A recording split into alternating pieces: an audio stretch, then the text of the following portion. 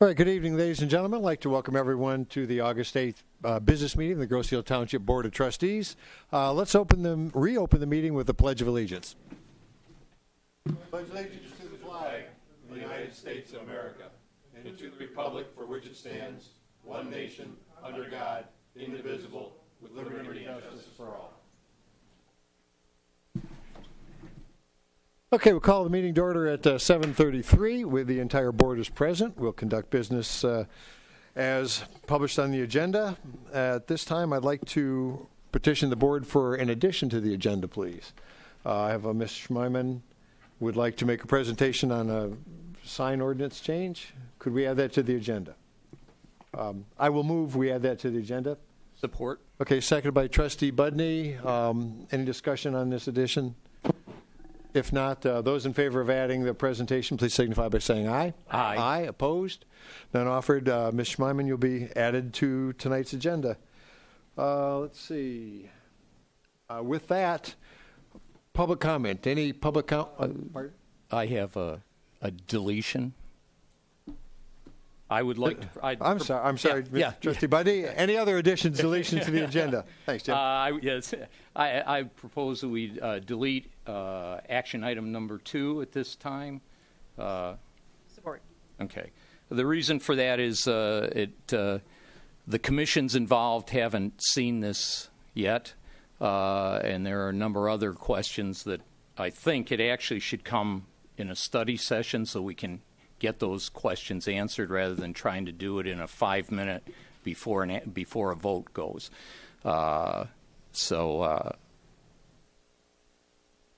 I believe it should be taken off at this time and come back to us as a study session.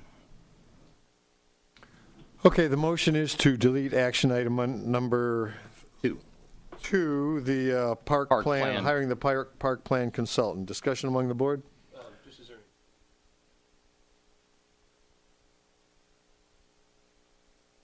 Ms. Boyd?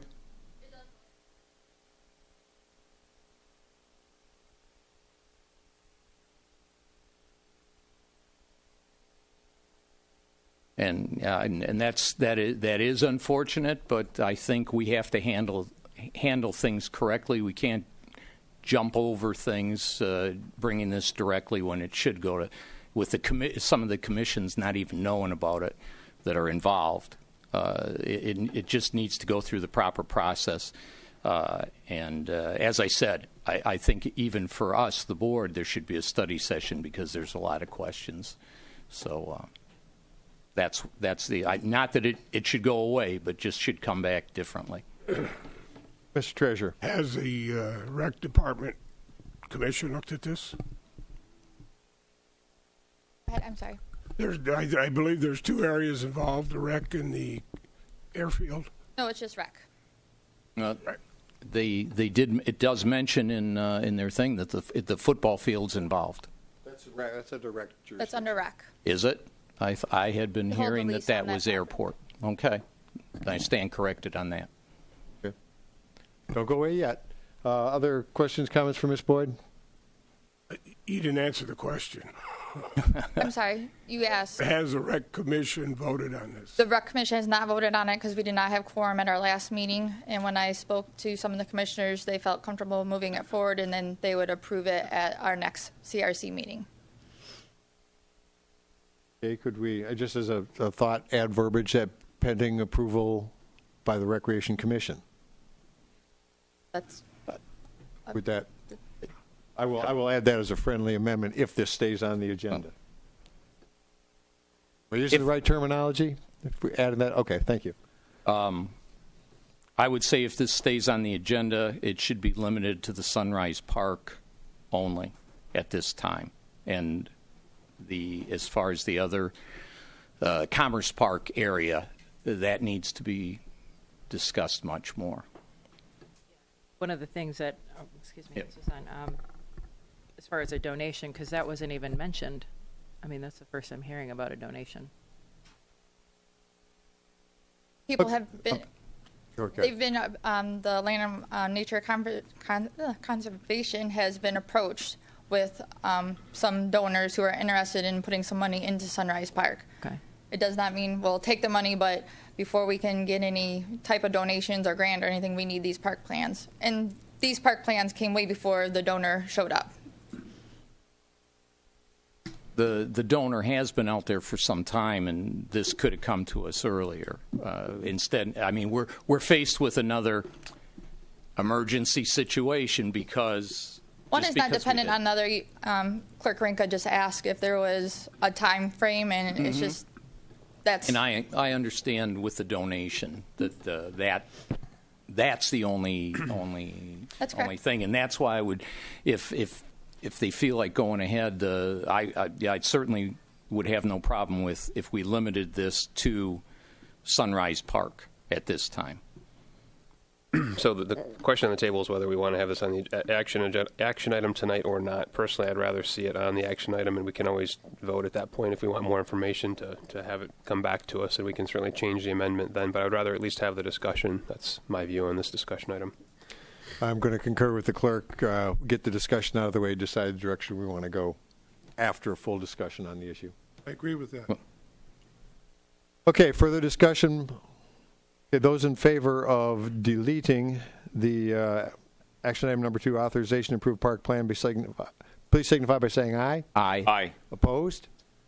Nay. We're going to do, I'll do, roll call. We're going to start practicing our roll call voting. So those, I'm sorry, Mrs. Smith? Aye. Mr. Budney? Aye. Mr. Treasurer? No. Supervisor, nay. Clerk Ranka? Mr. Trustee Malvesto? Aye. And Trustee Posiask? Okay, my tally is 4-3 to leave it on the agenda. Okay, well, with half of that discussion, any other additions, deletions to tonight's agenda? Okay, with none offered, those in favor of approving the agenda as amended, please signify by saying aye. Aye. Aye. Opposed? None offered? We will proceed with the agenda as amended. With that, Mrs. Schmeiman, I hope you're still with us. Okay, how do I work the overhead? That's a good, Dale, can you help? Oh, it's working. Oh, it's working, okay.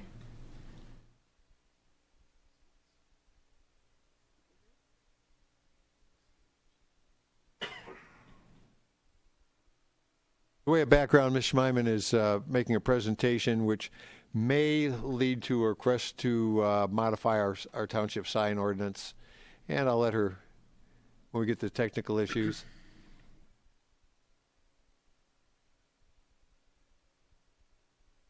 And introduce yourself, please. Ichia Schmeiman. Well, do you need my address or anything? Yes. Okay, 8660 Boyd. I'm an elder at the Grozio Presbyterian Church. We at the Presbyterian Church have been researching ways to communicate programs that are of special interest to the full community.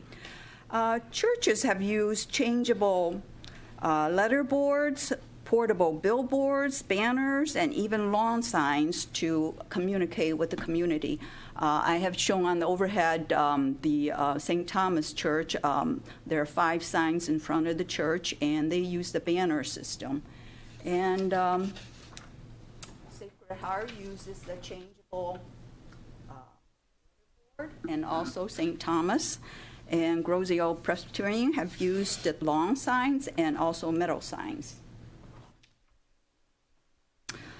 We propose to install an electronic message board that changes periodically. Well, okay, I missed here.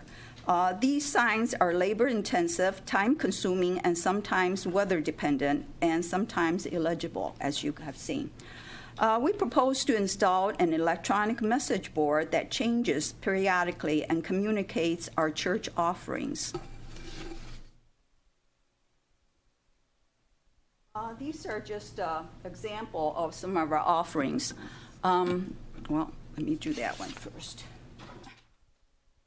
These are the special programs we offer. And, okay, we have Alexander Zonchik Holiday Concert. Internationally renowned flautist performs. He is an exciting performer.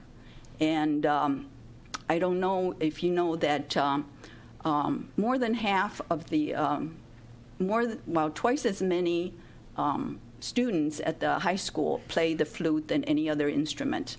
And it would be an exciting thing for them all to sit through a concert like this. This man performs more than classical music. He's also funny. It's just very exciting. Second one down, Has Jesus Lived? Historian Dr. Paul Mayer brings Bible passages supported by archaeology digs. Because of my science background, I just loved this talk. It was very exciting to me. And, down the bottom, Nativity Drive-Through. Experience the joy and wonder of the Christmas story at the outdoor event. We had that around Christmas time.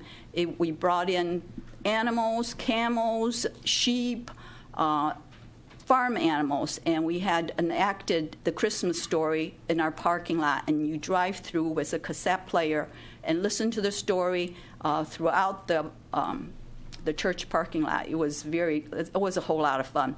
And we bring in theologians. Hear the parables through Jewish ears with renowned theologian Dr. Amy Jill Levine. Very exciting things to hear for the community. Special programs we offer. These are just some of the examples. And these are the recurring programs that we offer at our church. Movie lovers, join us for Friday Flicks. We had just shown Bridge of Spies. Good movie, free popcorn, good fellowship, fun thing to do. We have a 10-week grief support group called Finding Hope. It is run by health professional Sue Hurst. Sue is a director of the Evangelical Homes of Michigan. Very, very subject expert on this type of topic.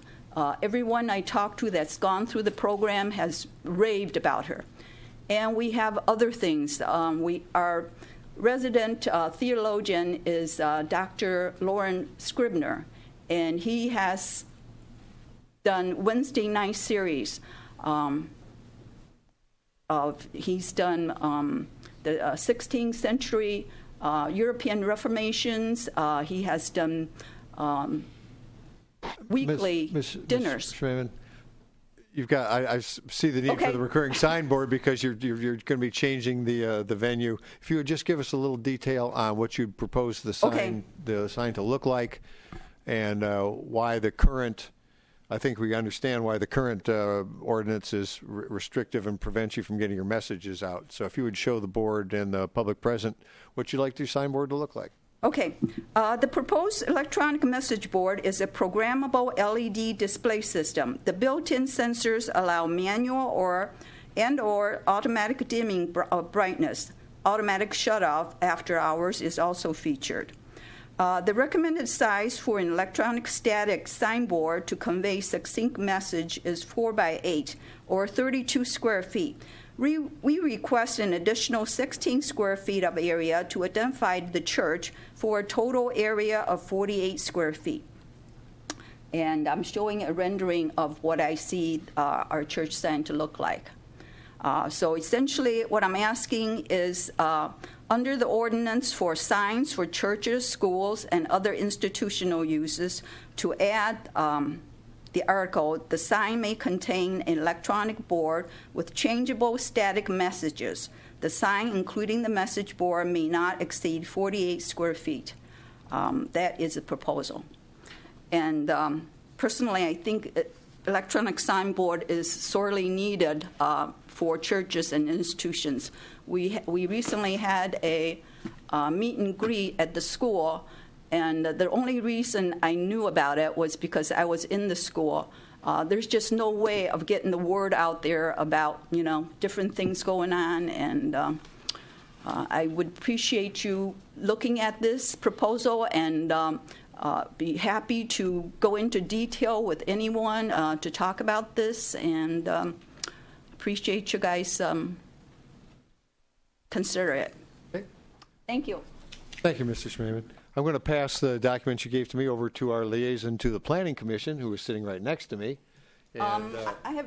oh, you have plenty? Well, then we can Pass it. pass one out to every member of the board. We'll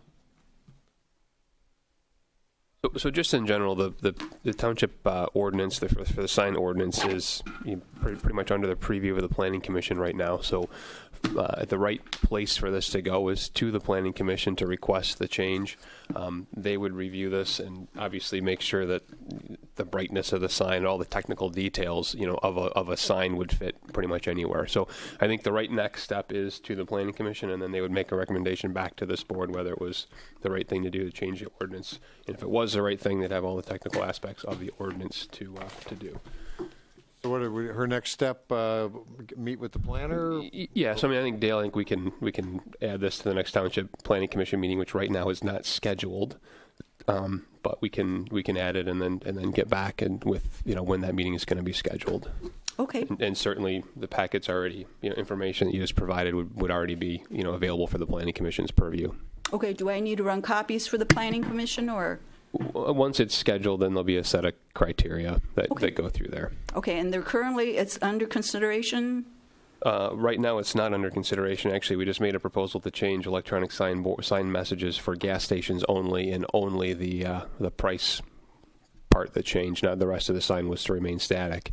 But that was a specific request for gas stations. So, yeah. So I think that the right next step is the Planning Commission.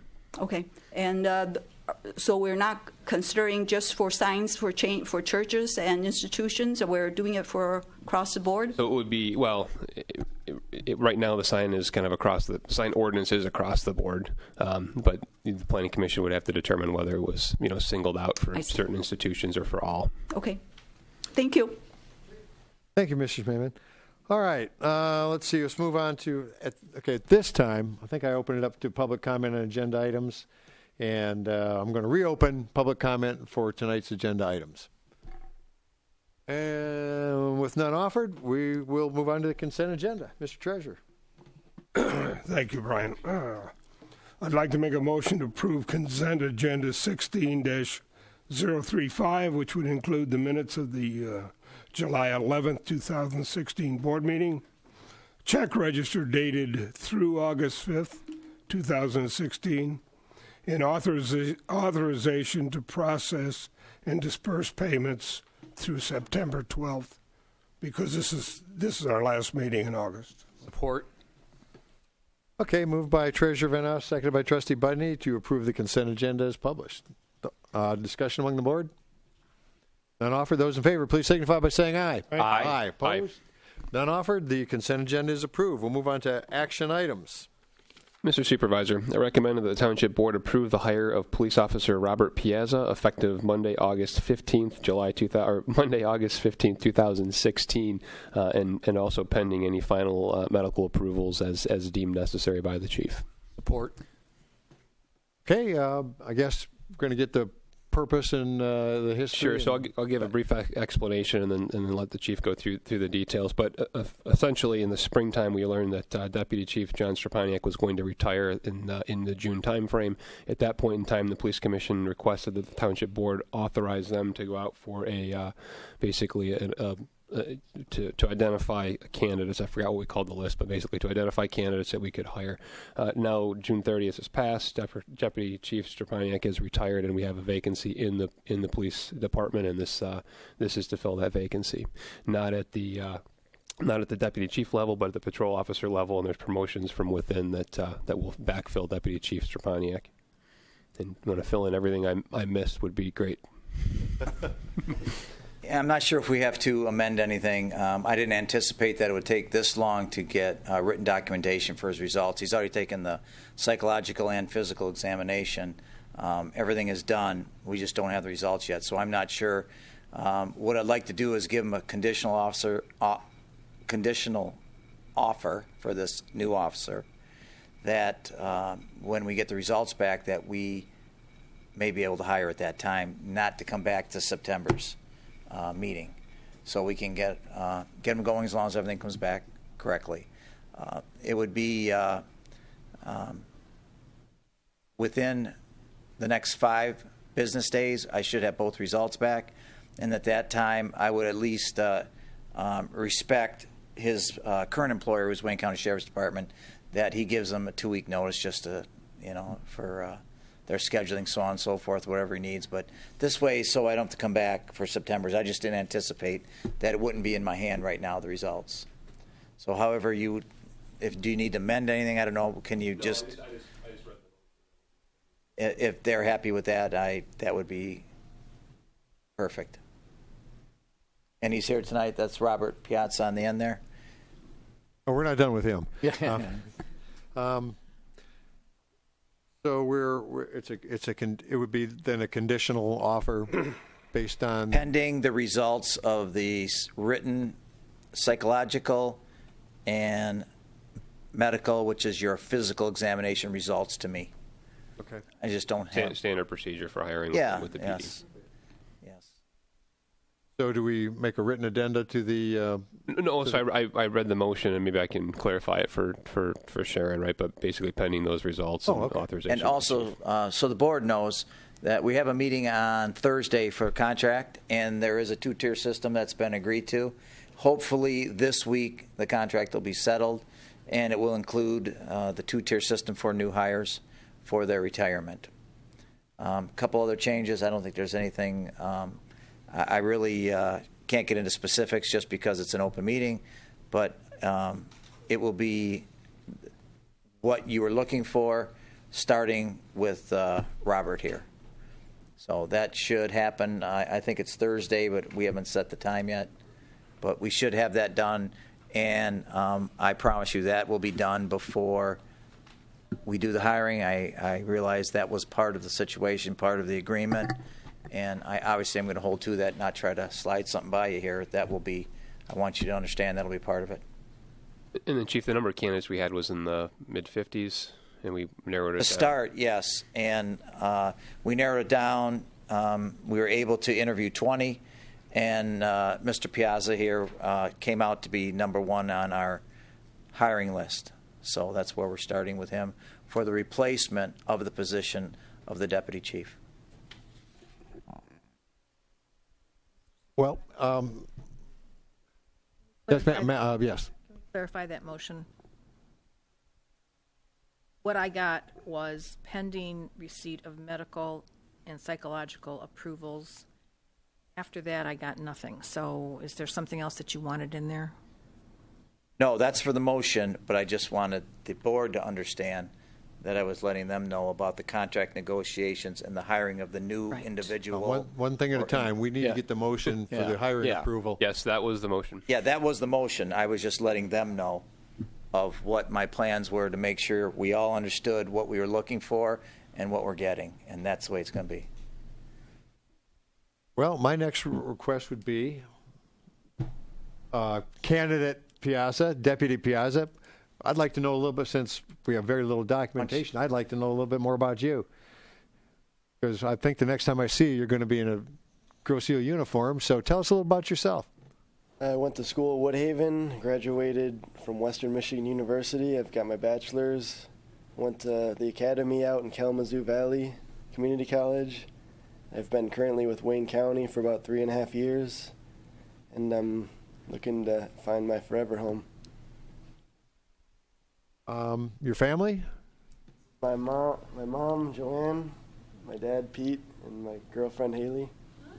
Well, welcome to Grosse Ile Township boardroom. Anyway, while we've got them, this is the time to. I understand it was I know I was following the vetting process. Is very thorough, and you rose to the top, but. Well, you're on TV now. Everybody knows what you look like now, and presumably they'll be see you in one of our vehicles shortly. Other questions, comments for the board for right now, Deputy Piazza? I do. Obviously, growing up in or graduating from Woodhaven. That's correct. You're very familiar with Grosse Ile, then. For the most part. Yeah. I mean, what I was getting at is, we're a small, tight knit community. A love to have new people move on to Groseal, become part of the community itself. Hopefully, some, in your future plans that may be be part of them. But in my conversation with Joe and a few other people, Chief Porcerelli, you come very highly rated. So looking forward to having you as on our force in the very near future. Get that. Thank you. Other questions, comments for the candidate for the chief? You're a Wayne County Sheriff? That is correct. Sick of the airport or what? Wasn't that lucky? You're doing The jail. jail? Yeah, I'm in the jail. The airport was long gone before I got there. Okay. Last chance. Okay, and Eric, if you would help me with, if you would read the motion that we're going to be voting on since we amended it.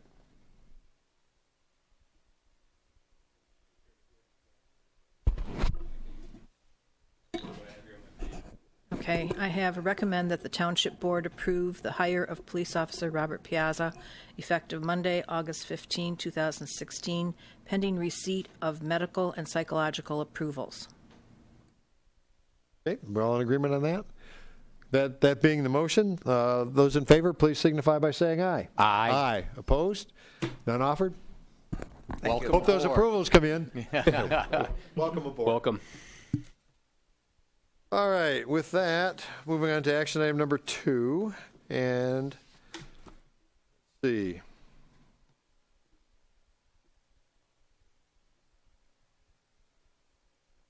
Okay, I'll introduce this. Move that, based on the recommendation of the Recreation Director, Groseal Township Board approves a contract with Wade Trim Associates not to exceed $10,000. That's the motion. Waiting for a second. Second. Okay. Now, for history, purpose, and explanation, we got a little bit initially. Ms. Boyd, pick it up. Fill in the parts left off. Sure. This year, we updated our recreation master plan. It's 2016 through 2020, and as we were going through the process, it became clear that some more up-to-date park plans were needed for Sunrise Park, which was a new park from our last master plan, and over at Commerce Park, where the athletic fields are. So it was discussed by the CRC and put into the budget for this budget year. This evening I have Ann Hayner-McGran, who is one of our CRC commissioners, and she is our liaison to Sunrise Park and has kind of folded into our park person for temporarily, she says. So she has reviewed the documents that you were given this evening. Sunrise Park is a newer park for the township, and we work quite frequently with the Groseal Land and Nature Conservancy. Sorry, and I didn't know about the donor until just recently, so I don't know how long. I don't even know who the person is, but it was just brought to my attention recently. So this has been in the process and in the budget, but with our budget goes in effect in April, and with recreation, it's very busy in the summer. So it was delayed until we could catch some ground and go through the process in a proper manner. At the same time, it was brought to our attention that there is a donor out there that would like to donate some funds to Sunrise Park.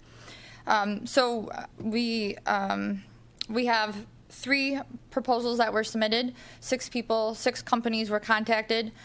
2 people, it did not meet it's not what their company does.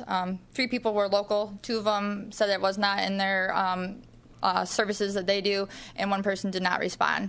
And then we have three proposals. One was from Wade Trim, who is out of Taylor and Detroit. And we had Rowe and Associates, which is out of Flint, and Hubble, Roth, and Clark. Are the 3 architectural firms that submitted proposals. Of the 3, Wade Trim was within our budget. It had a completed project, and the scope of their project was exactly what the CRC was looking for.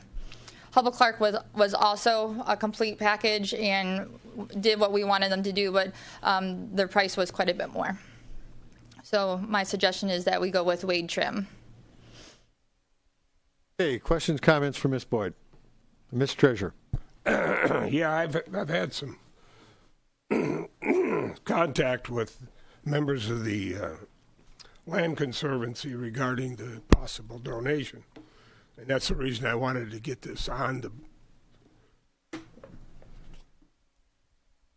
I believe that moving forward with this project, I see it's broken up into two sections.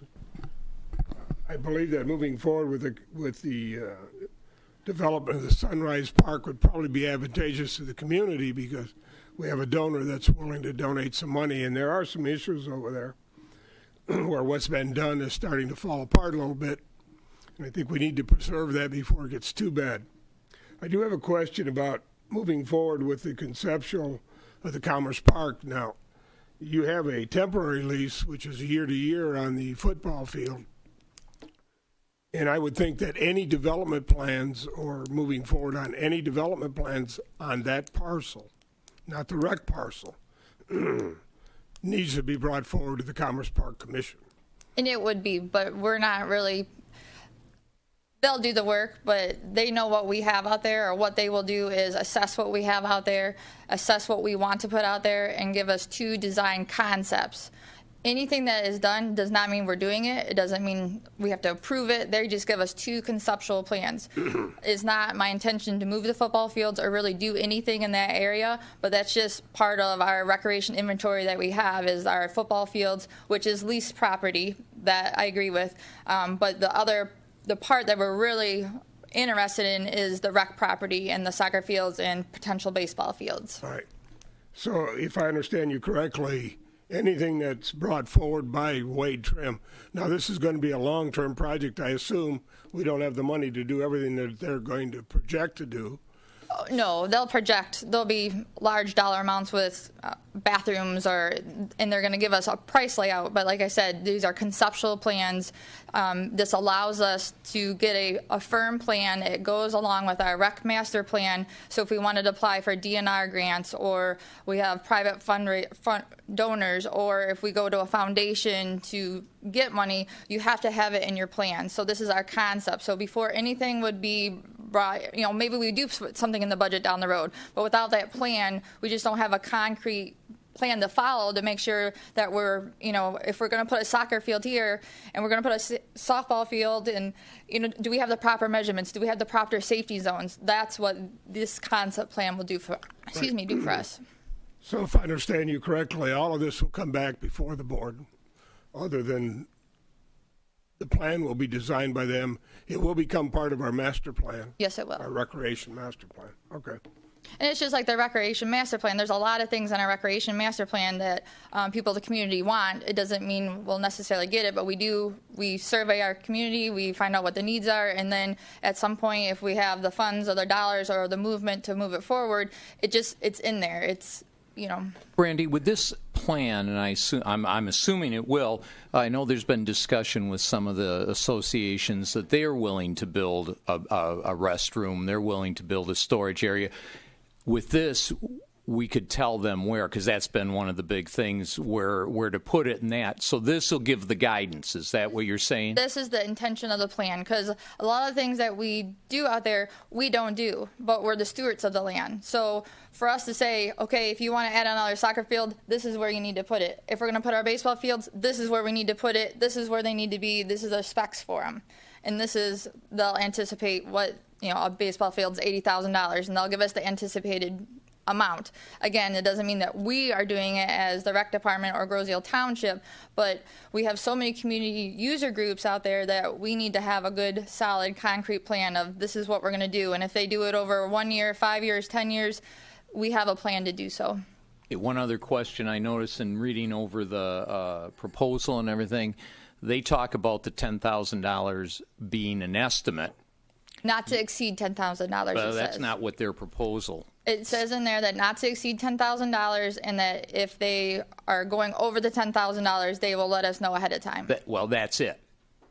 And The motion is for 10. Not to exceed 10. Not to exceed Right. 10. So it's So a if we were potential going to that go over more, then I would have to come back to the board for that. Okay, that's what I wanted to hit on. Thank you.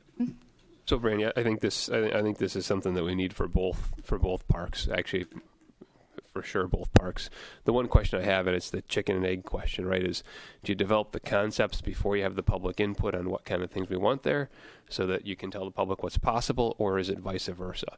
And when I look at this scope of work, it's we're going to generate a couple concepts and then let the public weigh in on it. And I just want to know what, because I don't see public input in here. Where does the public input come into? Well, we will have some public input, but we just went through that process with the master plan, and we talked in depth about Sunrise Park a lot during those 3 master plan meetings that we had that were public input. So there was a lot of public input already on Sunrise Park. Commerce Park is a little different.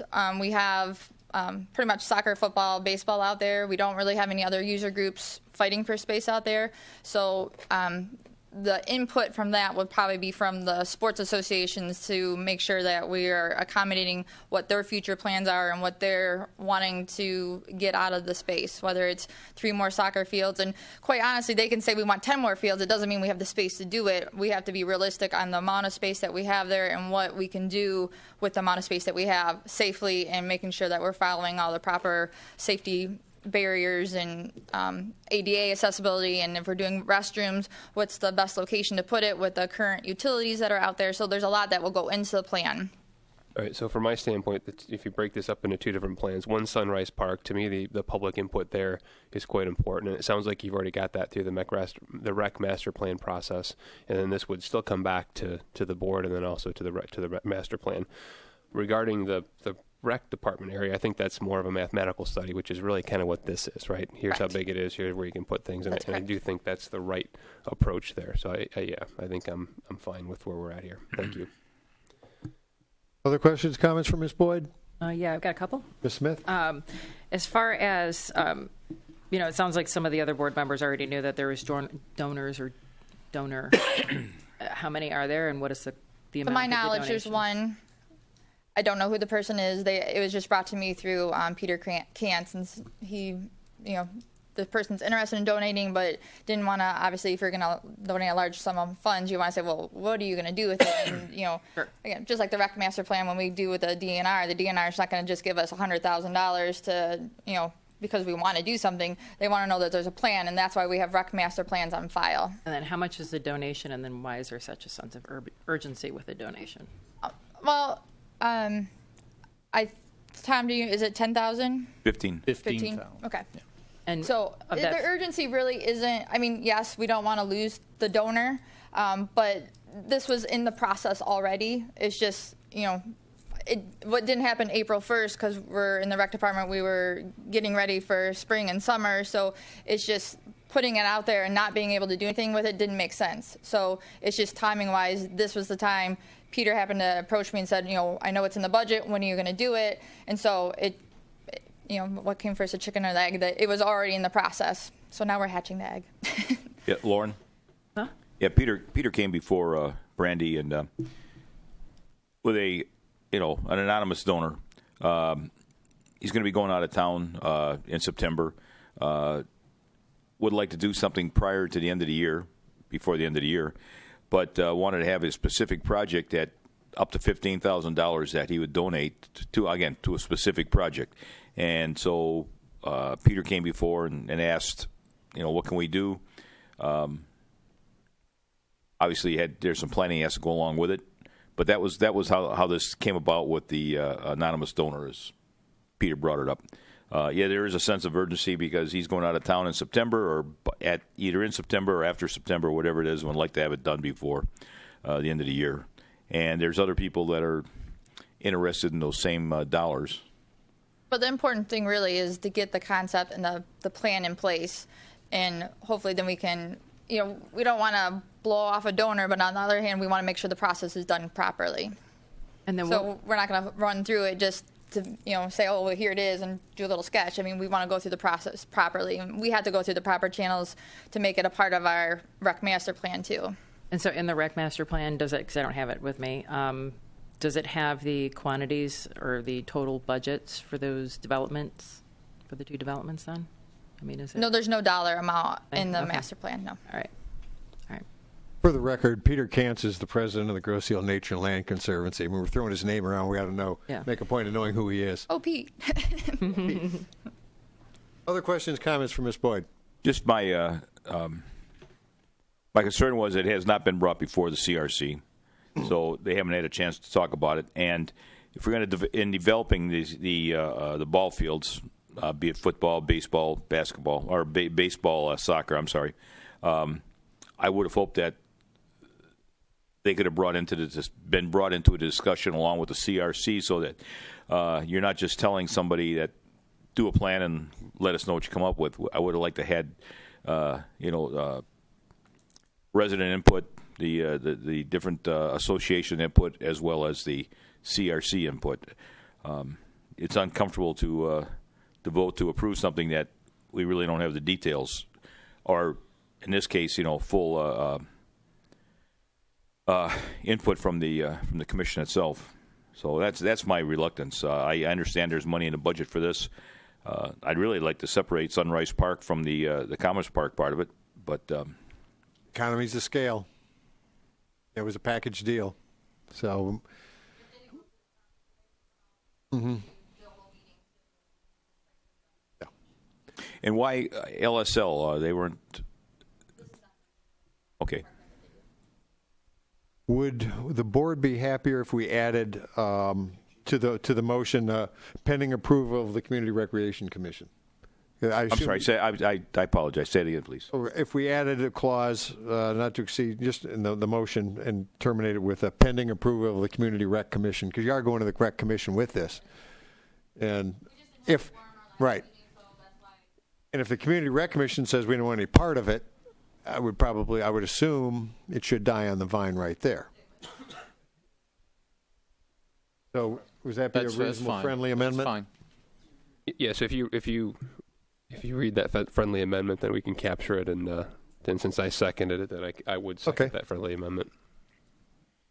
So it's just the motion, proposed motion, based on the recommendation of the Recreation Director, the Grosse Ile Township Board approves contract with Wade Trim Associates not to exceed $10,000 pending approval of the Community Recreation Commission. Okay, so that is the motion. It's moved and seconded. Any more discussion? None offered. Those in favor those in favor, please signify by saying aye. Aye. Aye. Opposed? None offered. Well done. Thank you, Ms. Boyd. Okay. Mr. Posiask. Thank you, Mr. Supervisor. The proposed motion number 3 is to approve the attached ballot language to appear on the November 8th, 2016 election as follows. Shall Grosse Ile Township impose an increase of 0.15 mils, which is 15 cents per $1,000 of taxable value, in the total tax limitation imposed under Article 9, Section 6 of the Michigan Constitution, and levy it for a period of 10 years for 2016 through 2025 inclusive, to provide funds for the maintenance of bike paths in the township, which 0.15 mils will raise an estimated $87,000 in the first year the millage is levied. Support. Okay. Moved by Trustee Posiask, seconded by Trustee Budney. The topic of tonight's study session. Thank you. Yes, the study session has been the culmination of several study sessions, and I think pretty well thought out by the BPAC and by this township board. The $87,000 is based, when broken down against evaluations on our property, about $21 per year per household. Now, our bike paths are one of the best assets we have. We have kept up our bike paths and improved them and fixed them. They're a pride of our community. In order to keep them that way, that's what this maintenance agreement would be for. It is not too far out of line with previous maintenance agreements, and this maintenance fund will give us things such as snow removal capabilities, mowing, crack sealing, and refurbishing of bike paths that are deteriorating past the point of simple crack sealing and surfacing. It also helps us maintain equipment and replace equipment used to maintain the bike paths. And with that, I think that that's a great deal for our community to take care of one of the stars of our community, the bike paths, the bridges, the lanes where you walk and see everybody walking with dogs and strollers and bicycles, and most of them with smiles on their faces. So we would hope that you would consider this. All right, well, you had me back at hello. Didn't have to go that far? No, so obviously, we've had a couple study sessions on whether this millage was required, and if so, how much and for how long, and the BPAC and under the liaison of Wally have done a great job of figuring out how much it should be. And we did go back and forth on what it, the amount, whether it should be a tenth or a 0.25 or 0.15, and I do believe that the commission's done their homework here, and that the 1.15 is the right number. Thank you, Rick. Again, in the board study session, we looked at the longevity of the millage, what the commission would be able to do with the dollars to keep us the best bike path system we can possibly afford. And again, as all of us, we're in agreement that we're real proud of our bike path system. But we're going to use them as an example for how to build a road. We're proud of them, very proud. Indeed, the road thing. I'm sorry, I just been beat up enough on that. I'm going to hand that over. Speaking of roads, in our discussion of this millage would give us the ability to take care of our bike paths, where I believe the average amount per year that we spend on maintenance is around $70,000. This also gives us a little extra for those contingencies. If a stretch of bike path has to be torn up completely, or a bridge has to be redone, it gives us that ability. Plus the fact, and I really want the people to know, that if we get to a point where we're putting away money and not spending it, we'll stop collecting it. So, Mr. Clark, we've done it in the past. Yep. And there isn't really in this millage, there isn't a lot of extra in it, but there comes a time when you can't just maintain it with a seal coat or something. You have to tear it up completely and redo it, and that gives us the ability to do that, or gives the Bike Path Commission the ability to do that. May I underline something there? Certainly. We just spent a good sum of money on our bridges. Our bridges were starting to fail. By spending the money we did on replacing bad boards and doing a thorough cleaning and sealing, we've ensured the longevity of all of those bridges. And those bridges are now going on 20 years old and more. So if you don't maintain them, just like a road, it falls to pieces, and sooner or later you're driving back on gravel again. We don't want that with our bike paths. I want kids to be able to ride their bicycles without falling over in cracks, and ladies and men pushing their children in strollers, not having issues. Thank you.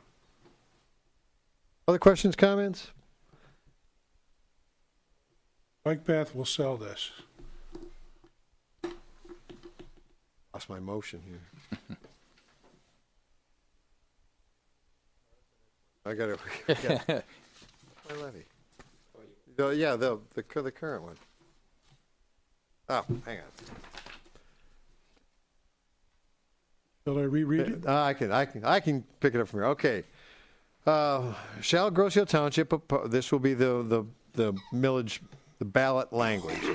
Shall Groseal Township oppose an increase of 0.15 mils, that's 15 cents per $1,000 of taxable value, in the total tax limitation imposed under Article 9, Section 6 of the Michigan Constitution, and levy it for a period of 10 years from 2016 through 2025 inclusive, to provide funds for the maintenance of bike paths in the township, which 0.15 mils increase will raise an estimated $87,000 in the first year the millage is levied.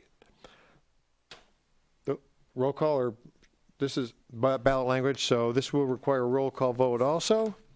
And I'll start at the other end. Trustee Posiask. Aye. Trustee Modesto. Aye. Clerk Ranka. Aye. Supervisor, aye. Treasurer Van Oss. Aye. Trustee Buddy? Aye. And Trustee Smith? Aye. Motion carries. And thank you to the BPAC for just all the work they've put into this. Okay, I bring our tonight's final action item. And here we go. Proposed action, Grosse Ile Township Board of Trustees hereby authorizes the Township Supervisor and the Township Clerk to sign the settlement agreement with Vortex USA Incorporated. Support. Okay, moved by Supervisor, seconded by Trustee Budney. Keep this as simple as possible. This is a settlement agreement. It will amount of $20,000, and it puts this behind us, and we move on. Questions, comments from the board? Mr. Treasurer. First, excuse me. First off, I think some explanations probably in order here. Basically, we all know what the process was. Township Board, 4 members of the Township Board voted to approve a splash park program. After the action started, some inconsistencies, or at least a few members of the board felt that some inconsistencies cropped up, and we voted to delete the vote, which we did.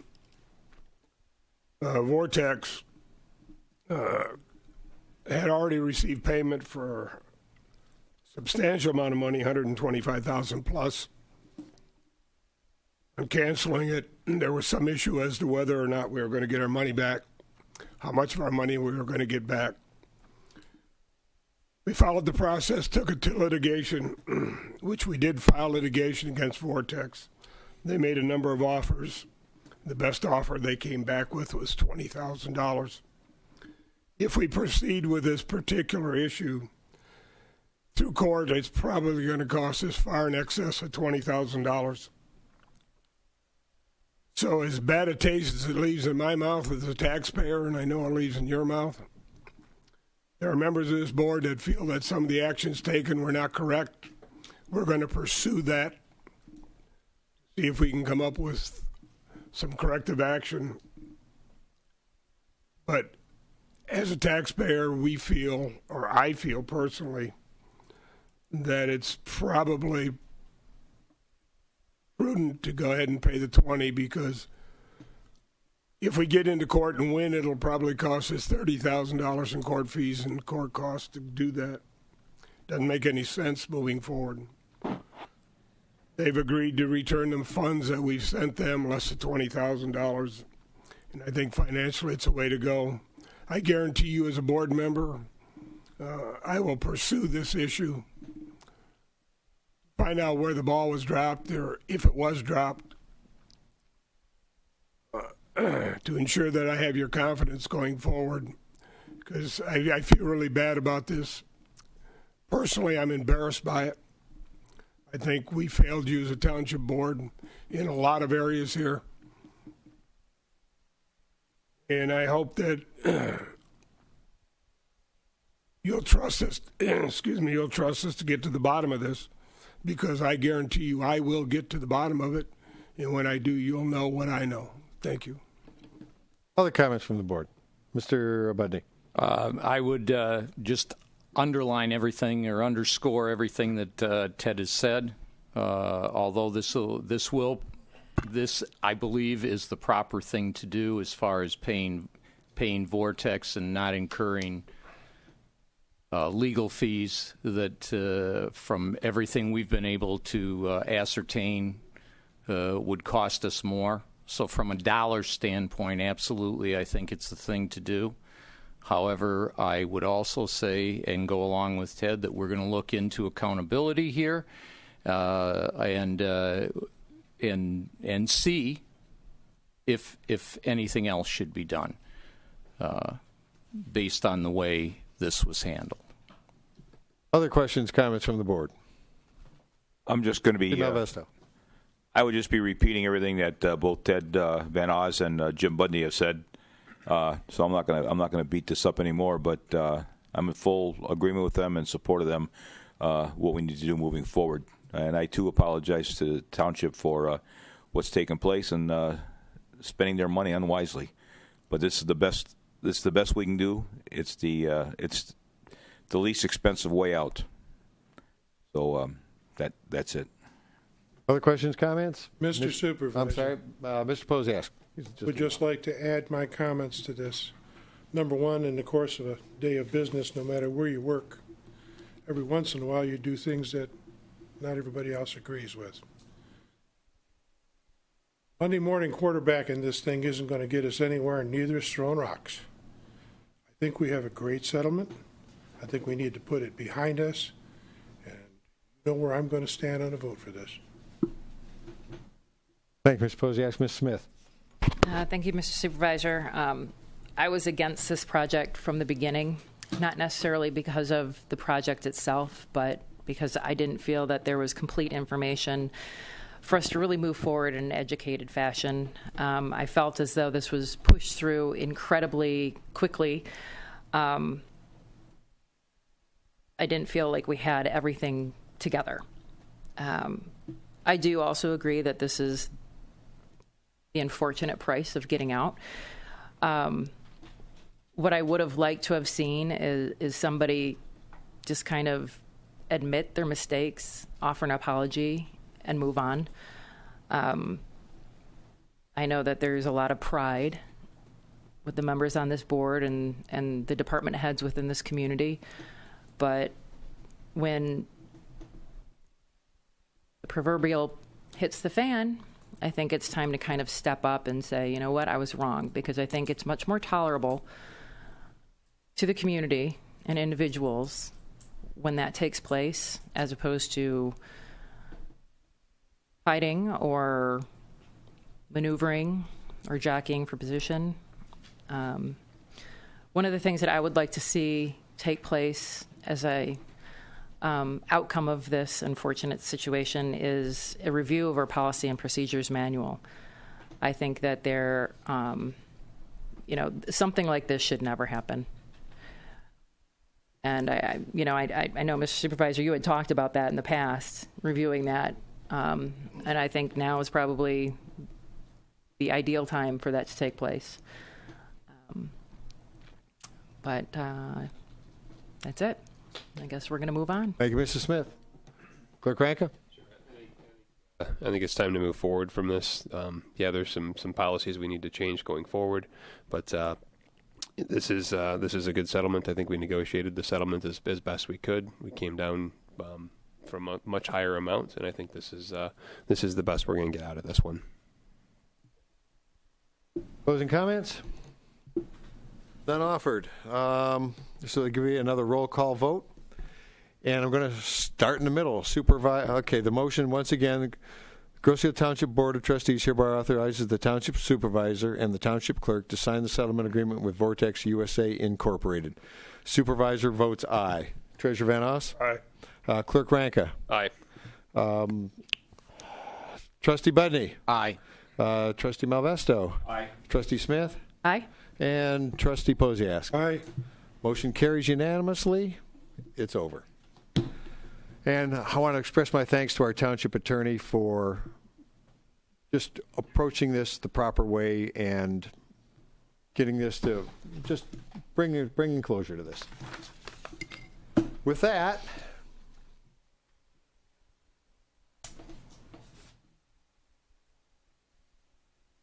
completes tonight's action items. Clerk's report. Clerk Ranka. Mr. Supervisor, for the clerk's report, we did have an election last week. Some of the stats of that election: we have 8,750 registered voters on the island as of present. 2,578 of them cast ballots. Of those, 1,012 were cast absentee. 1,566 were via the polls, giving us a total voter turnout of just shy of 30%, or at 29.46%. The two millage renewals, the recreation millage renewal did pass by 1,615 votes to 870, and the fire millage renewal also passed 1,846 votes to 648. Complete results are available on the Grosdale website. There is another election, bringing us to 4 for the year on Tuesday, November 8th. I think this is the one everyone's probably heard the most about. And the last day to register to vote in that election is October the 4th. I'd like to thank all of the election inspectors who are, for the most part, your neighbors and friends who come out and work the entire day in the polls or here at work in the absentee ballots, and of course Sharon and Gail and Brian and the entire township staff for making the election successful as it was. Thank you. Thank you, Clerk Craig. Mr. Treasurer. Thank you, Brian. For the month of June, Grosse Ile had $9,973,571 invested. That complete investment report is available on my website. See all the money is located. The Treasurer's Office is collecting payments for the summer taxes, which are due September 14th. As of today, we've collected about 14% of our summer tax rolls. The distribution to schools and counties have been made in a timely fashion, and that's all I have. Thank you, Mr. Treasurer. We'll move on to trustee reports. I'm going to ask Mrs. Smith to make sure I don't overlook her. Mrs. Smith. Thank you, Mr. Supervisor. Just two things. Wednesday, August 17th at 7 p.m., the Festival Commission will be meeting here at Township Hall. And lastly, I want to congratulate all of those newly elected board members. I will be sure to keep your seat warm until November. Thank you. So not elected yet. So well, true. One True. slate's elected, True. right? Pretty So good point. Good point. Technicality, right? Thank you, Mrs. Smith. Mr. Budney. Thank you, Mr. Supervisor. No DPS meeting this month, no ZBA meeting this month. So I just had to come to this meeting. So I have some time off. I just would like to thank the 2,578 people who went out and exercised their right to vote. I thank you for doing that. That's it. Oh, thank you, Mr. Budney. Mr. Malvesto. No, sir, I don't have any comments tonight. Mr. Posiask. Never at a loss for words, sir. Don't forget Tuesday night, 7:30, the BPAC meeting. That's a great meeting. You ought to come down and see what we do. Upcoming events in the township, Walk the Path, August 20th, the same day as the one of the days of our garage sale. A lot going on August 20th. From 11 o'clock till 2 o'clock, you can come down, listen to Barry Van Engelen play his guitar, and he usually has some accompaniment there. There will be free hot dogs and lemonade for you while they last. Wayne State University has an annual fundraising event, a scholarship event. They're going to be sending over 1,200 bicyclists this year on a 100-mile route. And that route came through Grosse Ile, and all I heard last year after the event was that Grosse Ile was their favorite part of the ride. So let's show them, number one, about Grosse Ile hospitality. We're all looking for some volunteers. So if you got any warriors out there that have any pride at all, please see me about trying to help out these barradours at the refreshment stand, and perhaps maybe one or two places on the road to give them a hand in case they get lost. Warrior pride is needed here, and I'm proud to represent them both as an employee of the university as well as a township employee. One last thing, August 11th is Art Kester's birthday. If you miss wishing him a happy birthday, it's shame on us. Let's flood him with birthday wishes. He's done so much for this community. An email, a card, that would be very nice. You got 3 days. End of my report. Thank you, Mr. Posiask. Let's see. We'll move to, I guess the attorney is usually next. Thank you, Mr. Supervisor and board members. I just have a couple things quick for you tonight, kind of timely with one of the agenda items tonight.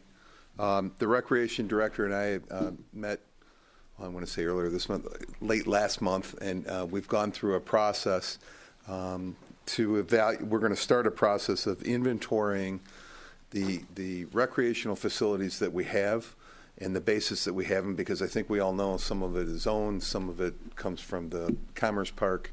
Start with that, and then inventory the situation of what our relationships are with regard to each of those properties, the rights and responsibilities relative to those properties, and then what relationships we have with all of the great community programs that we have that are involved out here. And we're going to address all of those. We're not going to do anything without coming back to you, of course, but we're going to start with an inventory, find out where we are, where we stand, what our relationships are, and what the legal relationships are with all of those community programs. Like I said, inventory, probably come back to you with a report on that, and then come back with a recommendation at some point if there is any need to make any modifications to those agreements. I think everybody knows that we have a little bit of a unique situation here on the island with so many of the community organizations providing so many of the recreation facilities. We want to make sure that those continue, that we support those groups, that we can, do what we need to do and make the property available, but at the same time make sure that the township is in a correct position with regard to all of those organizations, so that there's no issues going forward. It's kind of a housekeeping type of thing, but something that Brandy and I think need to be done and looked at. So with that, as I indicated to Chief Murdoch tonight as we started, the Railroad Apartments, August the 19th, there will be a court hearing on a motion by the receiver to approve the sale. This is all good news. To approve the sale with the appropriate funds that we've determined, both the receiver and I have gone over, to make sure that there's adequate funds held aside for both the asbestos remediation and for the demolition of the buildings.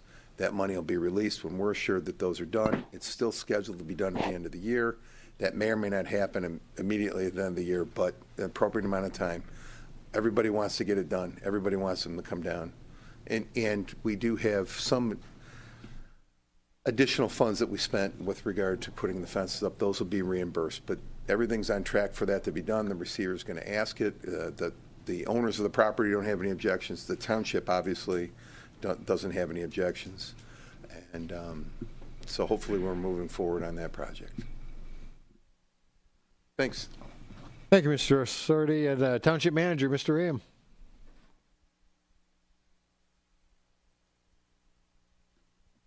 Thank you, Mr. Supervisor. I have a few brief items. Number one, Township Hall repair. August 12th. Contractors due to begin the exterior waterproofing, excavation, downspout work. That's the contractor schedule. So things may change. However, once that is completed, we're going to wait for a couple really good rains and some good, strong, blowing wind to make sure the waterproofing is adequate before we put the walls back together. So, as promised, that process is taking its time. And the last items, I understand that our restaurateur at Water's Edge, Smokies, is extending the Thursday night concert series. And Brandy, is there anything, details or specifics that we can share with the community?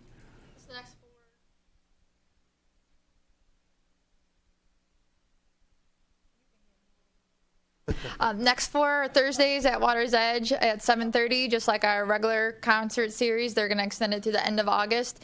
I believe this week is the Toppermost Band. You're putting me on the spot here. I don't have the schedule with me, but they are on the app and they will be on the website. So come out and join us. They're rain or shine, and we have a great time out there. I was excited to hear that because it definitely was an extension of one of our recreation programs that they wanted to continue throughout the summer. So nothing else.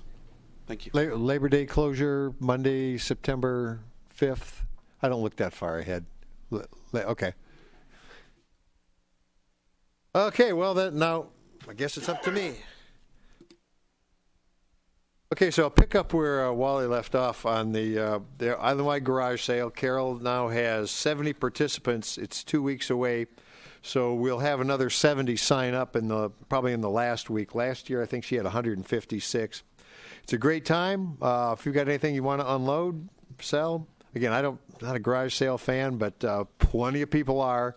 So Friday and Saturday, August 19th and 20th. Register with Carol in the Administration Assessment Office. She puts you on the map, puts some comments down about what you have on the market, and hundreds, if not thousands, of people begin the migration around the island trying to find stuff that they want. Okay, Concert on the Commons. Also, on Sunday nights, Concert on the Commons, 7 p.m. Through August 28th. So bring your chair and enjoy a summer evening. Household Hazardous Waste Collection, sponsored by Wayne County Public Services, Saturday, August 13th from 8 to 2 at the Westland Shopping Center. There's flyers available for this in the back of the room. This is the hazardous stuff that Dump the Junk won't touch and you shouldn't be putting out for waste management. If you haven't been to one of these Wayne County operations, phenomenally well organized. It is a well-oiled machine. The American Red Cross Blood Drive, sponsored by Grosse Ile Kiwanis, scheduled for Saturday the 13th, has been canceled. Glow Roll continues this Saturday, August 13th, beginning at 8 p.m. So light up your bikes and light up the island for a relaxing pedal on a summer evening. Meet at 8905 Macomb. That used to be Vitale's. Helmets strongly recommended, and minimum of a headlight and a rear lighting are required. It does get dark. Grosse Ile Motorist, this is going to be going on. You're going to see a stream of bicycles with various degrees of lighting. Please give them a wide berth. Show them the usual courtesy we do for our fellow travelers. The Simpsonian 5K Kickoff Classic and 1 Mile Fun Run, Saturday, August 20th, beginning at 8:30 a.m. through about 11. All proceeds go to the Steve Sims Leadership Scholarship Fund. I believe that's through the schools. Lazy Ride, again, continuing Saturday, August 27th, beginning at Macomb Lions Park, along with the crowd. Bike around the island. The total ride is less than 11 miles. Helmets are recommended. Always a good investment. While we're on bikes, I had a resident ask me to push out some of the bike safety, bike courtesy. Chief, if I say something out of line, let me know. But if you're on a bicycle, you're considered a vehicle. So if you're in a vehicle, you ride with traffic. You keep to the right. Cyclists ride single file as far to the right as possible when there's automobiles present. I think the chief's overarching guidance is to ride where you feel the safest. But for the most part, you're going to be safest if you treat your bicycle like it's a vehicle.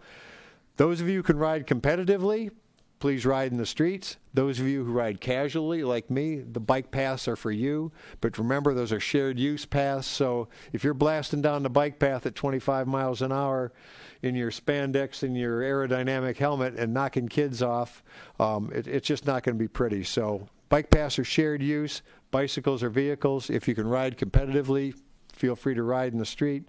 If you're going to ride on the bike path, get a bell for your bike, let people know you're coming, and just use courtesy. We share those bike paths, and we're taking good care of them. Okay, the usual guarantee. There's a vessel scheduled to drive at 3 o'clock in the morning, so plan on it getting there right around rush hour. I don't make the news. I just reported on that. When we know, we'll try to get it out on the app. Yeah, 3 in the morning is the scheduled arrival, so we know what the track record is. And back to school, Tuesday, the 6th of September.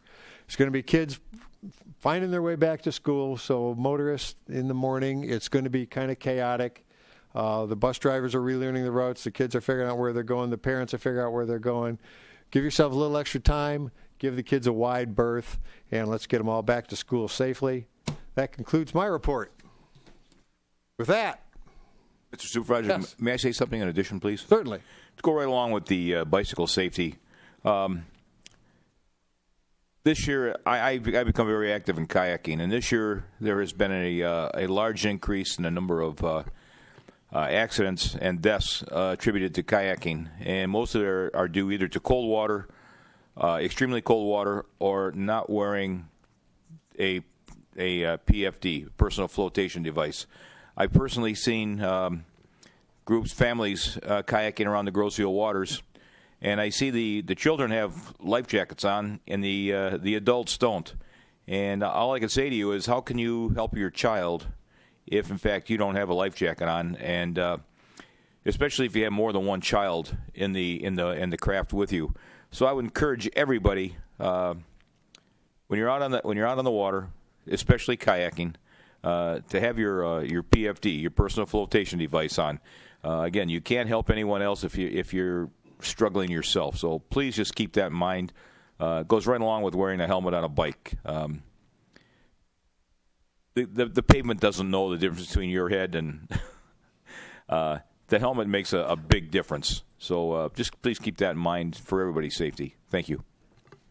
Thank you, Tom.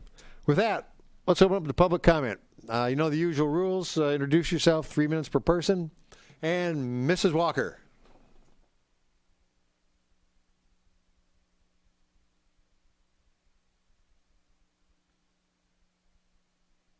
Kathy Walker, Thorpe Court.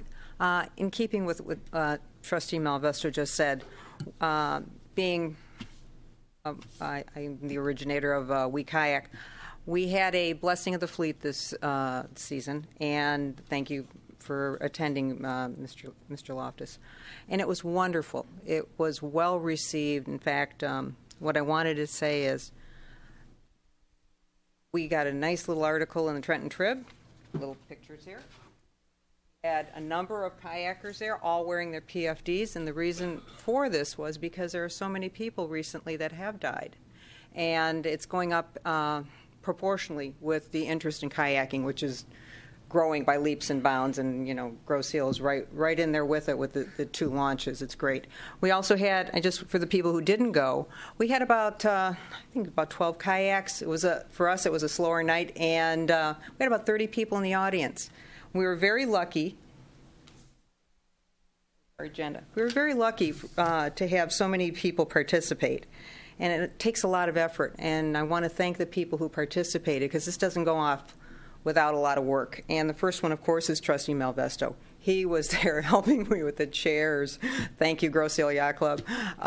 He was doing everything to help getting the carpeting, and then, of course, Ted Fournier, who without Ted we wouldn't have it televised. It will be shown. They have done a little video, but they're having a problem with their playback. So that'll be coming down the road. You have something to look forward to, lots of kayakers. Also, we have the director, Chief Porcerelli. Thank you for giving us the tape so that we could have the boats coming in, and so it was just beautiful.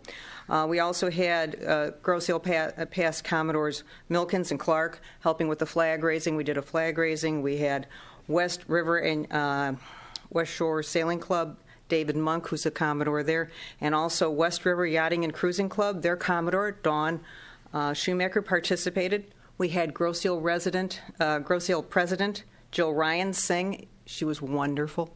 We also had Pastor Sean Eubanks do the blessing, and he was just terrific. It was just an uplifting night. We also had some people helping with the launch. And Trustee Bundy, thank you very much. We also had Carl Bletcher and Jim Nelson. They were out there moving those guys in and out. It was really a very nice evening. Also, I'd like to thank my husband, who sat in the sun for hours and hours, so everything was just so, and nothing was messed up. I'd also like to thank the Township for allowing us to have it, and the Rec Department. Brandy, thank you so much. It was a wonderful event, and we've had a lot of people who want it next year, so probably be coming back to talk to you about it again. But we were very pleased. It was very nice. And on that note, I was wondering, because I looked at the Grosse Ile app, if the app under Rec, Water's Edge Rec Complex, and then you hit Water's Edge Rec Marina under amenities, if we could have the 2 kayak launches on there, because we've got, pump outs and we've got all that stuff, and the 2 launches are really a great amenity. So if we could do that, that would be just super, and it would just bring more and more people. And again, Tuesday nights, come kayaking with us. Tomorrow night we have 4 more, I think, for the rest of the year, and then we'll just do, in the fall, we'll do what we do with the weather. But thank you again. It was a very nice event. People seem very happy with it, and I thank you all. Thank you, Mr. Walker. Mr. Clark.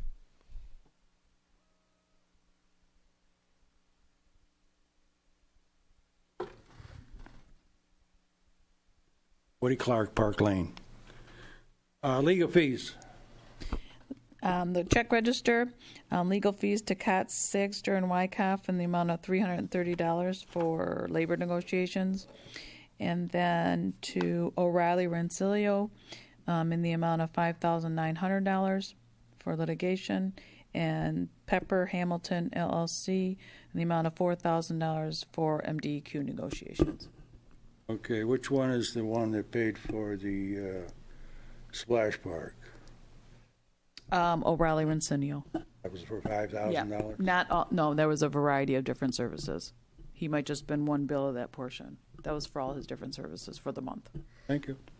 DTE, Macomb, not paved yet.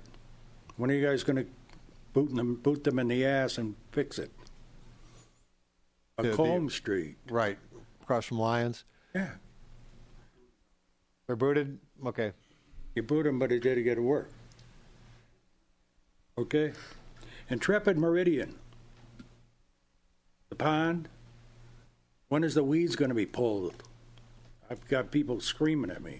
I think Mr. Kantz was in doing some preliminary work on that, on a rehab for that pond. He was in today. Who's Mr. Kantz? Peter Kantz, President of Nature and Land All Conservancy. right, now I know who it is. Okay, Peter. All right. Okay, so they have their eye on I'm it. hearing there's kids there and they're not doing the job, filling the weeds. So. Also, right there at Macomb and Meridian, you had them pulling the other day, but the weeds are coming back. Why don't you just shoot it with Roundup and forget about it? Huh? Can't do that? It was a bad joke. It was a bad joke. Right. Okay, splash park. Okay, people walking in dark, wearing dark clothes, can't see them. I think they got a death wish. Also, cars with no lights out there. I had the other night on Horse Mill. It was almost dark, and here comes one guy, no lights on his car. I mean, you know. And also, cars pulling out in front of you. The worst street is not Macomb, Church Road, making a left-hand turn going south. I've only blasted a couple of people. I could have put them out of sight. But I watch for that so I know what's going to happen. I thank you. Thank you, Mr. Clark. Other public comment? Mr. Taylor.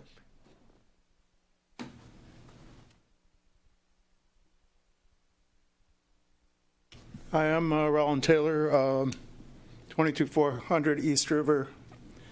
And with regard to the sewer and water main issue, I thought that this was going to be done by the end of July. Might have been mistaken. I've got weeds that are chest high. I've called the township, was referred to the contractor, talked to the contractor. He said that the subcontractor says it was too hot for them to do the work to finish up and do the landscaping that was promised.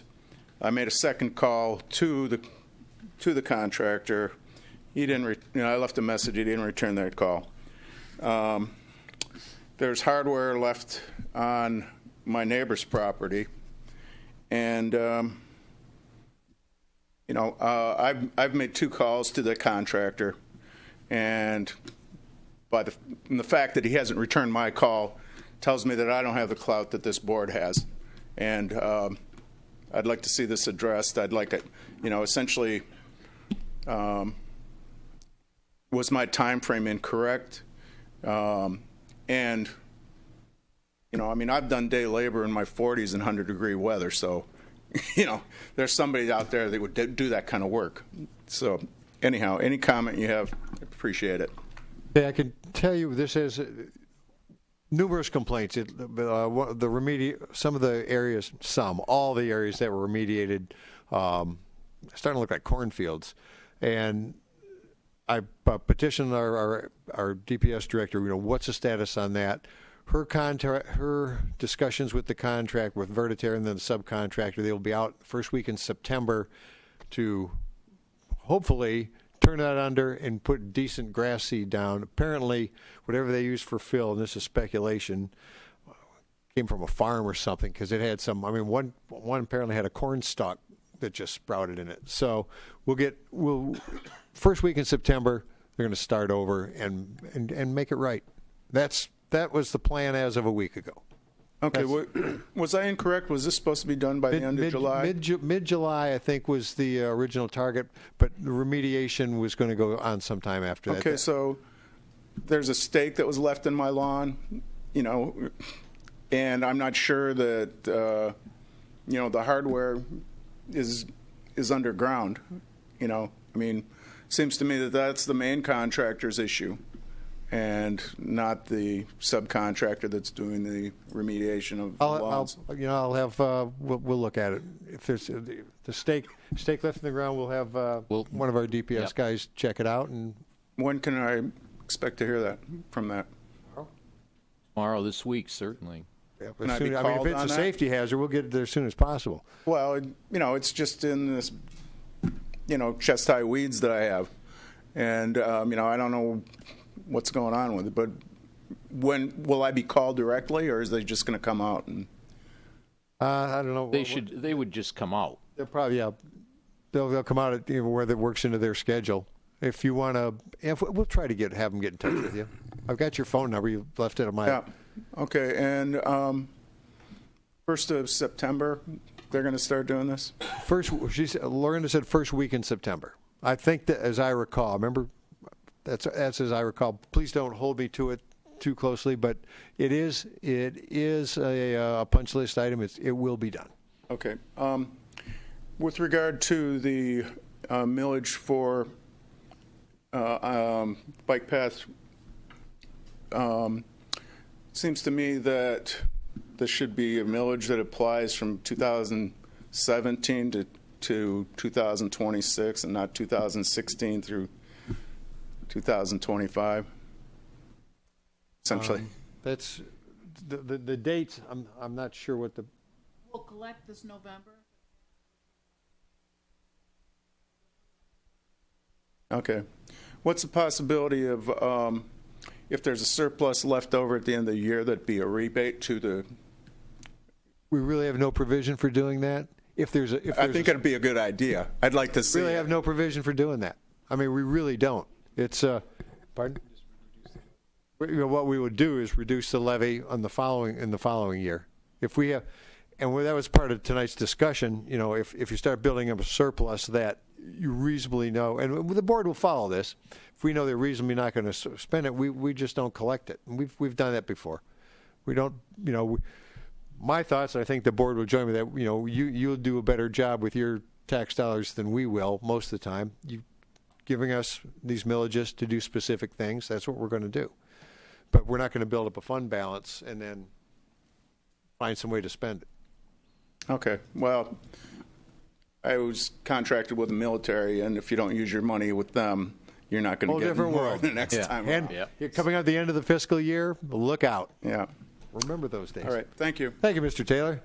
Mr. Oh, you started up, Mr. Walker. Go.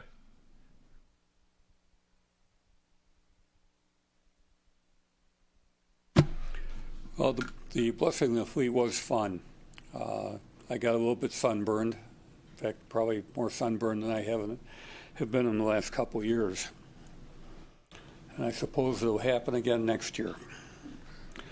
The reason for my comments,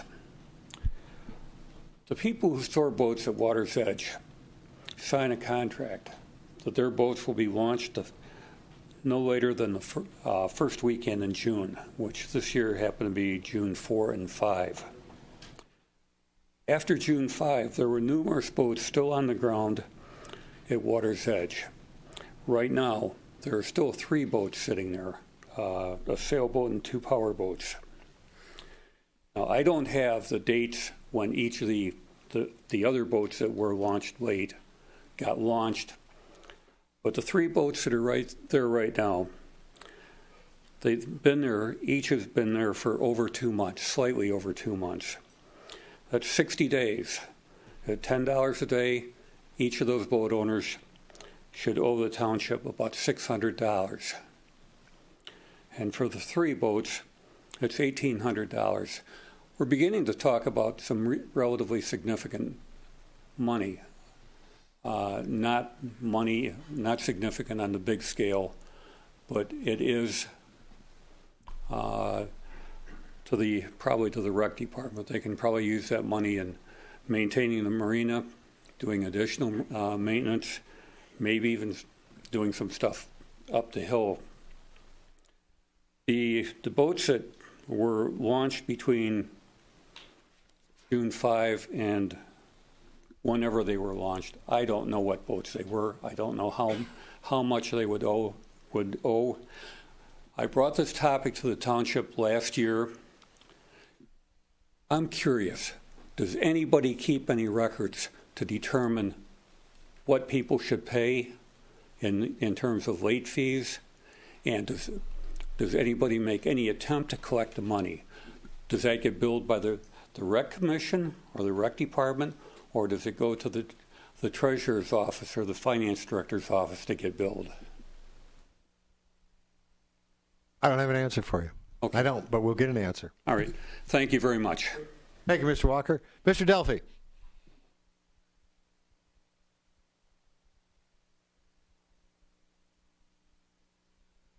Jack Delphi, 10321 Loma Circle. I just have a question about roads. Various things have come up, and we did an experiment on chip sealing, and that's been, a year, and we did at least 3 sections. I wonder if there's been any assessment on that, and how is it working, and are there any plans to expand it or not do it? I just haven't heard anything. Yeah, well, and we've looked at the areas that we've done, and we have one area on Horse Mill that we have questions out to the company that did it. We want them to come back and look at it and see. But the other ones, the other ones seem to be fine. We like the process. It's a matter of having money to do it. And, of course, with the millage going down, we had a lot of chip sealing involved in what would have come if we had passed the road millage, but we didn't. But I would say that it's probably in our future as far as road plans. We did discuss this with the Wayne County officials when they were here, whatever it was, 2-3 weeks ago. Yep. And, the short version, it doesn't last as long as asphalt. It lasts. Well, it's not supposed to. It's there to make the asphalt last longer. That's the whole purpose of it. It's not in place of paving or reconstructing or anything like that.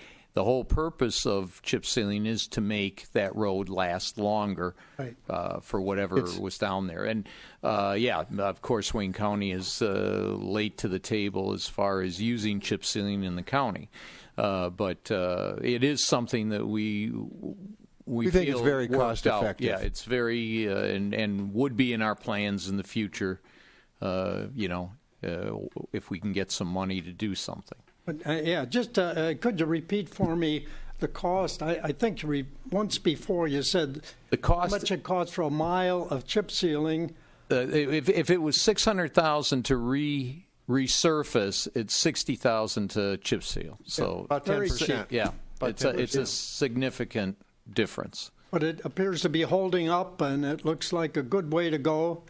In other areas that have done it outside of Groseal have found it successful. Yeah, I mean a lot of places do it regularly. I know Monroe uses it, and has used it for quite some time. Mm-hmm. A big part of chip sealing is getting the base proper before you put the chip seal down. That means everything, because it's not a resurfacing. That's not gonna take it. So you have to get your base correct to begin with. Price is right. The price is good. Thank you very much. Mm-hmm. Mr. Delphi, if I could impose on you for just a second, what I meant to bring up some of the results of the Senior Olympics, and you were there, the Walkers were there. I don't know if anybody else in the room was there, but Groseal, a lot of medals. I think it was a pretty good time. What was your assessment? Well, I only attended the ballroom dancing portion of it, but I think it was very successful. In fact, for just that segment, there were I would say 100 people there. There weren't that many that really were involved in it. There were 12 people involved in it. But you had a group of 100 people that went to just watch and to enjoy it, and it was very successful, I thought. Very enjoyable. It looked like everybody was having a lot of fun, and thank you, Wyandotte, for hosting it last year, and next year will be Trenton. Right. So get another gold medal. Yeah, the Yak Arena was a wonderful place for that. That's the best I've seen by far. I'll mention that to Mayor Stack, and I'm sure she'll be working on it. Oh, okay. Yes, that was well handled. Okay. Thank you, Mr. Delphi. Other comments, public comment before we wrap up? I see none offered. With that, I'm sorry, Mrs. O'Connor.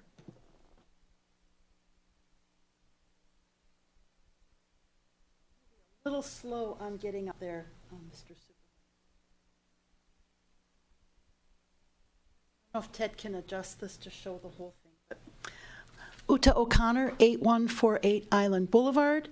I just want to address you regarding the Splash Park settlement that you voted on today. And first of all, I want to thank Trustee Smith. I appreciated your very well thought out comments. And I think many other people who are watching and who understand the project do as well. Treasurer Van Oss and Trustee Budney, you know that there will be many of us awaiting your findings on accountability regarding the trajectory of this project. Like many people, and I want to address this to Brandy, it wasn't so much the project that disappointed people, it was the process.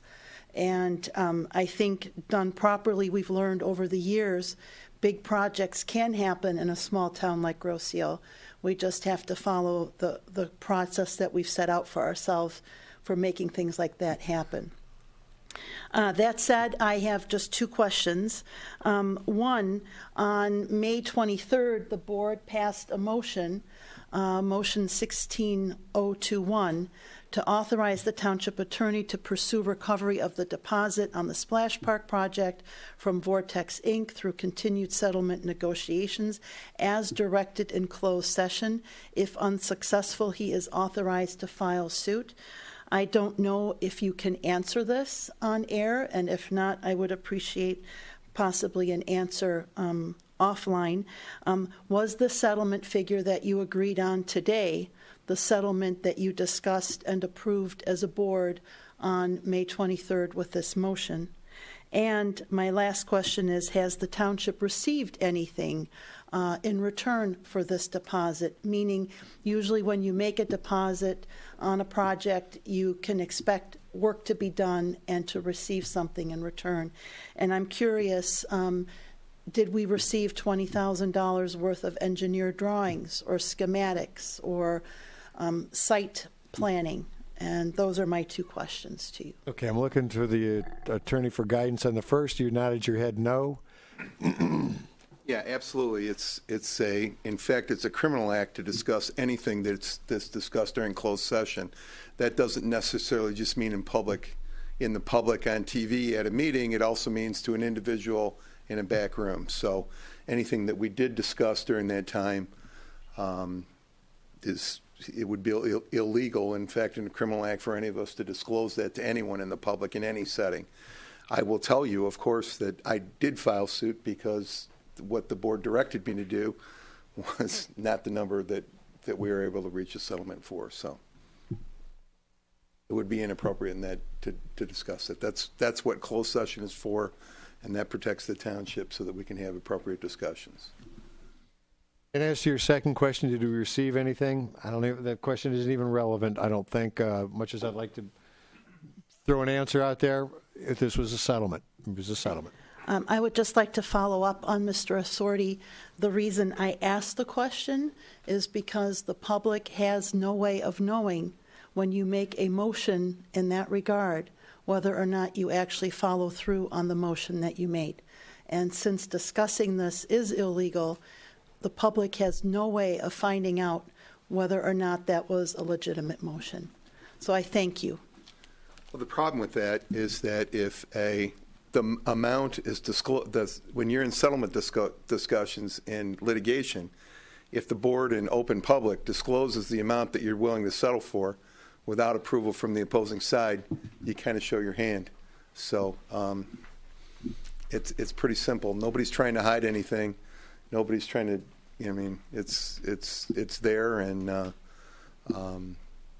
that motion would be consistent with any other board from any other municipality, county, as to what's done in usual commercial litigation situations where there's discussions about resolving the matter.